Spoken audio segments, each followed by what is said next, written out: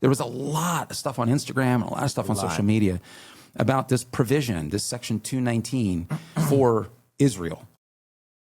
And I just want to point out to people two things. Well, tell them what the issue is. There's a section inside, and this is not part of the reconciliation portion. This is part of the base bill of the NDAA. There's something called the U.S.-Israel Defense Technology Cooperation Initiative. The U.S.-Israel Defense Technology Cooperation Initiative. Now, the way it's been spun by the insufferable Tom Massie and the ass clown Ro Khanna from California is that it's somehow an integration between the United States military and the Israeli military. Think about that for a moment. The way they're proposing this is they got rid of the word cooperation and they inserted integration, very different words. And then they made the claim that this is an integration between militaries. So in other words, we are going to have, the way they propose it, we're going to have United States command structures somehow be on equal footing or subjugated to Israeli defense structures. That is a flat out lie. I read the damn thing, and it's not even close. I saw the word integration once or twice, and in both cases, it had nothing to do with integrating military command structures. The integrations are with technology. For instance, if Israel innovates a series of chips, and those chips are the chips that we need to embed inside some sort of software or whatever, then we integrate them.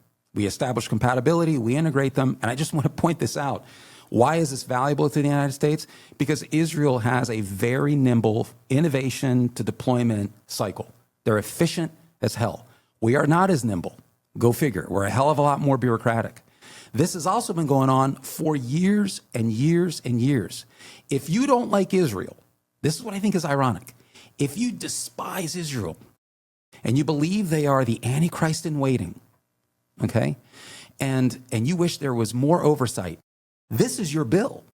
This actually provides that oversight. It formalizes those things that have been kind of happening for a long time. Right. And it actually brings it under congressional oversight. So I like sunlight. That's what this does. And so it is very specific about the cooperation in terms of the technologies that are exchanged between militaries. It's been going on for a long time. It is an America First proposition. I want to say this again. I am not an unconditional support, unquestioning support guy for Israel. If Israel has a shitty policy that hurts the United States, I've got a big problem with that. It's America First for me. Now, it just so happens that America First involves working closely with Israel. It is a good thing for America. That's why it's a good idea. And this bill breaks down how that's a good idea. And it brings sunlight. It installs an executive agent. There's a Senate bill that doesn't have an executive agent. It's a person that becomes kind of a liaison that reports to the Department of Defense. The Senate version doesn't have an executive agent. It just has Hegseth working directly with the Israeli counterpart.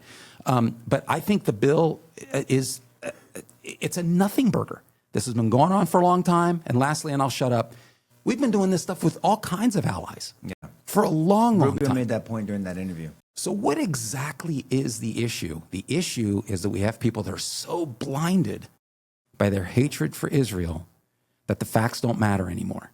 And so good riddance, Thomas Massie.